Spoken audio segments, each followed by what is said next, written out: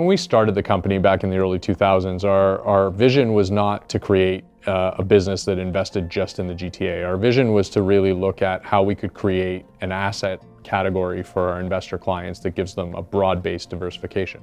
One of the things that we really focus on is trying to create a strategy as it relates to investment.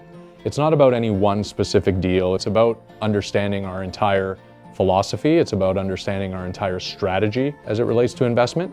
And then what we like to do is try and encourage diversifying portfolios. A diversified portfolio can be very helpful to each investor because it allows them to spread risk and really achieve a higher risk-adjusted return on a portfolio level, lets them invest in different product types, different geographies, as well as participate in different parts of the land development process.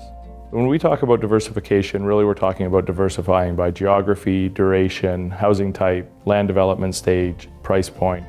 When we look at diversification from a geographic perspective, we're looking and trying to give investors that opportunity to not be tied to one specific part of the market. So what drives the market in Toronto is very different than what drives the market in Houston or South Florida.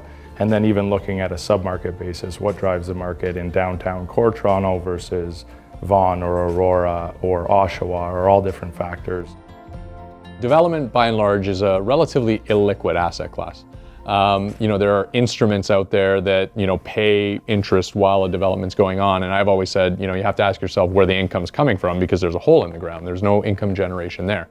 The way we do it as equity investors, it's pretty much a private equity investment with very little liquidity. Now, the good news is that through a diversified approach where you're investing rather than in one project in 4 or 5 different projects, we can look at diversifying your investment by investment term. Some are shorter, some are longer. And through that process, we can create a portfolio for our investors where this illiquid asset class begins to become a liquid asset class as things come to their completion and start to pay out. Other ones are going longer, and you're almost laddering these things so that there's always some sort of liquidity event over time. And that's something we try to accomplish. Really what we're trying to do is make sure that investors are as insulated as possible from economic shocks.